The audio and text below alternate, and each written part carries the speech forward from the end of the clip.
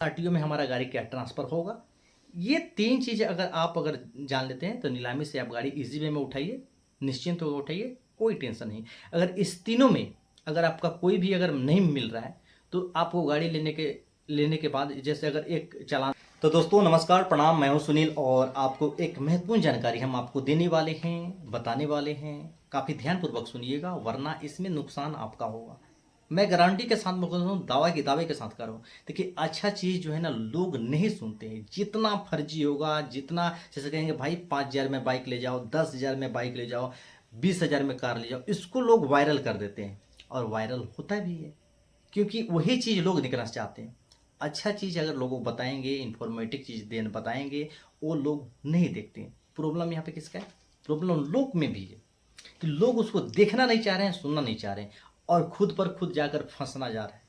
ठीक है, देखिए हमारा जो काम है, हमारा कंटेंट है, आप लोग जानते हैं कि हमारा जो कंटेंट बनता है ये ऑलरेडी नीलामी से संबंधित कंटेंट बनता है। कब नीलामी है, किस डेट को नीलामी है, नीलामी कैसे होता है, कैसे बोली लगाया जा रहा है, कहाँ कहाँ पे नीलामी होती है, कौन कौन कंपनी नीलामी कर रही है, किस तरह से नीलामी होती है, क्या क्या नीलामी में डॉक्यूमेंट मिलता है, इसके बारे में वगैरह हम आपको बताते हैं और आप लोग जानते भी हैं।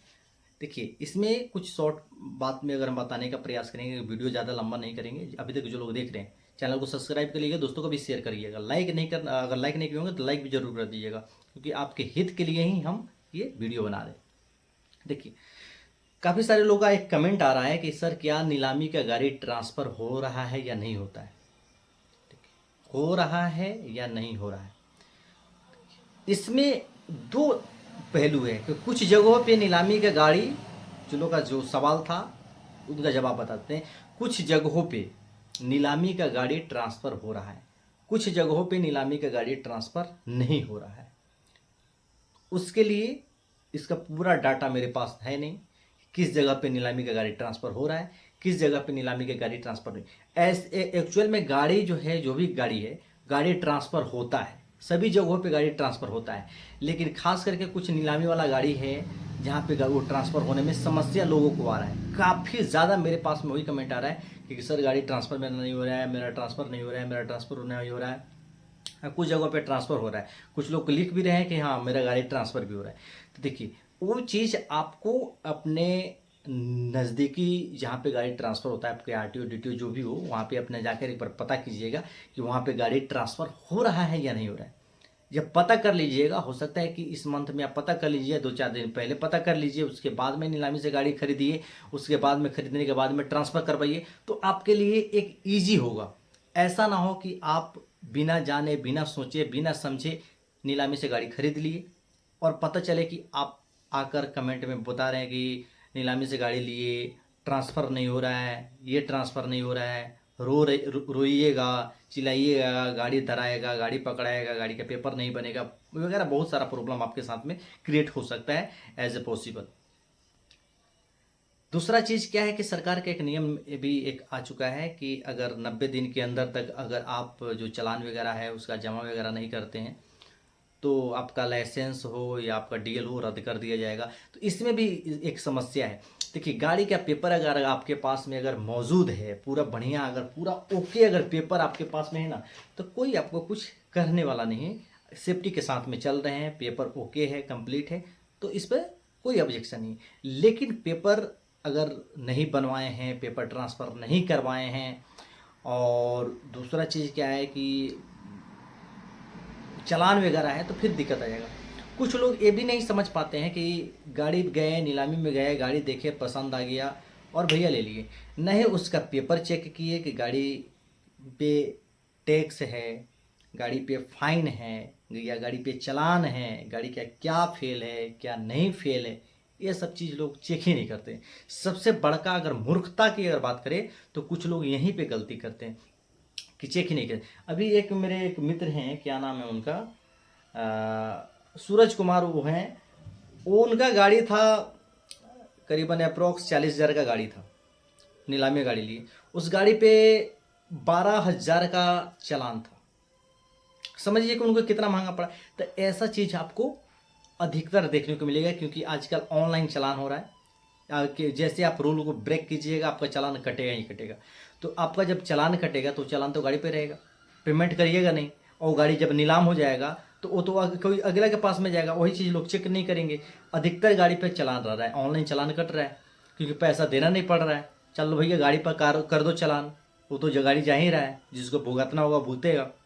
वहाँ पे लोग अब चालान चेक नहीं करें। अब चालान नहीं चेक कीजिएगा, लास्ट में कहिएगा भैया हम चालान, ये इतना का चालान हो गया, ये इतना तो गाड़ी पे चालान है, तो ये सब चीज़ आप चेक करके ही लीजिएगा, नहीं तो आपको, इसलिए हम हमेशा कहते हैं कि कोई भी नीलामी से गाड़ी लेने से पहले नीलामी की पूरी जानकारी अपने साथ रखें। किसी भी प्रकार का नाफा या नुकसान होता है तो उसका जिम्मेदार आप स्वयं खुद होंगे। चारों तरफ सभी जगह पे मेरा डिस्क्लेमर ये आपको देखने को मिल जाएगा, और इस डिस्क्लेमर को लोग समझ ही नहीं रहे हैं। जो अच्छा वही चीज़ कर रहे हैं कि ये लगातार हम बता भी रहे हैं, ऐसे लगातार बताते भी हैं कि भाई कमेंट बॉक्स में आप लोग नंबर नहीं डाले, फिर भी लोग जानबूझकर नंबर डालते हैं। इतना भी कहते हैं भाई कोई भी व्यक्ति को आप लेन देन करने से पहले उसकी सत्य, उसकी पहचानता को जांच करिए कि कौन है, नहीं है, क्या है, नहीं। फिर भी लोग फ्रॉड का, सरकार इतना तक कर रहा है कि भैया सरकार मोबाइल पर बार बार अनाउंस कर रहा है कि फ्रॉड से सावधानी, फिर भी लोग शिकार हो जाते हैं। तो ये चीज़ इंसान आदमी को अपना खुद भगवान दिमाग दिए ना, फिर सोचने के लिए आप सोच सकते हैं ना कि आपको क्या करना है, क्या सही है, क्या गलत है। तो वो सब चीज़, क्योंकि अच्छा चीज़ लोग सुनना ही नहीं चाह रहे, जितना गलत चीज़ होगा लोग सुनना चाह रहे हैं। अब बताइए इसमें गलती किसका है? अब मेरा जो काम है, हम आपको बता रहे हैं कि भैया यहाँ पे नीलामी हो रहा है, आप वहाँ पर जाकर देखिए, रियल में नीलामी तो होता ही है। रह गया बात कि ये कुछ लोग ये कमेंट करते हैं कि भैया आप बताते हैं कि 20,000 में गाड़ी मिल जाएगा। भैया 20,000 में बाइक मिल जाएगा, 50,000 में कार मिल जाएगा। भैया हम वो तो ज़्यादा बता देते हैं, 20,000 नहीं। हम अब ये नहीं कहते हैं कि आपको ब्रांड न्यू गाड़ी मिल जाएगा, यानी गाड़ी आपको मिल सकता है। देखिए मिल जाएगा अब मिल सकता है में अंतर होता है। तो आपको 10,000 में भी गाड़ी मिल जाएगा, 8,000 में मिल जाएगा, 5,000 में भी आपको गाड़ी मिल जाएगा। अब गाड़ी का कंडीशन के ऊपर डिपेंड करेगा, मॉडल के ऊपर डिपेंड करेगा। ठीक है, ये चीज़ आपको क्लियर हो जाइए। अगर हम बता रहे हैं किसी चीज़ को कि भैया आपको आइए 10,000 में बाइक, तो ऐसा नहीं कि 10,000 में बाइक वो हम ज़्यादा ही बता दी, हो सकता है कि वहाँ पे 8,000 से भी शुरू हो सकता है, 5,000 से भी शुरू हो सकता है कि 50,000 से भी शुरू, आई डोंट नो। लेकिन नीलामी में जो है, नीलामी में कुछ कहना मुश्किल है, क्योंकि वहाँ पे कोई भी प्राइस सेट नहीं किया हुआ रहता है कि ये इसी प्राइस से शुरू होगा। वो ऊपर भी जा सकता है, नीचे भी जा सकता है। अगर कोई स्क्रैप का गाड़ी है, कोई एक्सीडेंटल गाड़ी हो, मॉडल ऊंचा हो, एक्सीडेंटल गाड़ी हो, स्क्रैप हो गया हो, और मॉडल सही हो, 23 मॉडल हो, गाड़ी कबाड़ हो गया हो, गाड़ी का इंजन खत्म हो, तो वो गाड़ी कितना में, कोई 40,000 में थोड़ी खरीदेगा, उसका तो 5,000 ही लोग कीमत लगाएगा ना। तो हम तो बताएं वहाँ पे 20,000 में 23 मॉडल, आपको यहाँ पे 8,000 में 23 मॉडल मिल जा रहा है। तो वहाँ पे इसीलिए एक मिनिमम आपको प्राइस बताया जाता है कि यहाँ से आप शुरू कर सकते हैं, यहाँ इतना तक आपको मिल भी सकता है, कैन भी पॉसिबल हो सकता है। तो ये चीज़ को आप भली बात समझ गए होंगे कि एक हमारा ये क्लिक पैड होता है कि जिसमें आप लोग क्लिक करके देख सकें कि क्या है।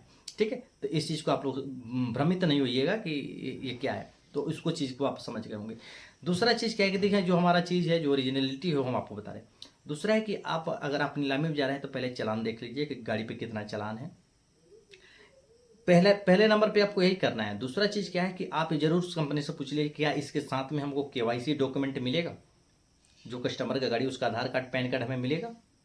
ये दो चीज़ें अगर आपका कंफर्म अगर हो जाता है, किस आरटीओ का है, उस आरटीओ में हमारा गाड़ी क्या ट्रांसफ़र होगा, ये तीन चीज़ें अगर जान लेते हैं तो नीलामी से आप गाड़ी इजी वे में उठाइए, निश्चिंत होकर उठाइए, कोई टेंशन नहीं। अगर इस तीनों में अगर आपका कोई भी अगर नहीं मिल रहा है तो आपको गाड़ी लेने के बाद, जैसे अगर एक चालान अगर हो गया, चालान कटा हुआ तो कोई नहीं, चालान तो आप पेमेंट कर सकते हैं। दूर रह गया केवाईसी डॉक्यूमेंट और आरटीओ ट्रांसफर। अगर ये दोनों में अगर कोई नहीं हो रहा है तो आपको थोड़ा सा समस्या से जूझना पड़ सकता है और प्रॉब्लम आपके साथ में आ सकता है। तो इस चीज़ को आप लोग समझ गए होंगे, भली भांति समझ गए होंगे, तो दोस्तों को भी शेयर कर दीजिएगा, बता दीजिएगा कि ऐसी चीज़ होता है। ऐसा नहीं कि नहीं होता है, होता है। और ऐसा नहीं कि एक कोई कंपनी करता है या वो कंपनी, कोई भी कंपनी के लिए हमें नहीं कहते वही कंपनी करता है वही कंपनी देता है। कोई भी नीलामी में जाने से पहले उसके बारे में ये सब चीज़ जानकारी आप जरूर रखिए। आप नीलामी में जाइए, देखिए, समझिए, लेकिन इतना चीज़ आप जरूर अपने पास जानकारी रखिए, वरना आपको ये नहीं रखिएगा फिर आपको पछताने के अलावा दूसरा कोई ऑप्शन नहीं रहेगा। धन्यवाद।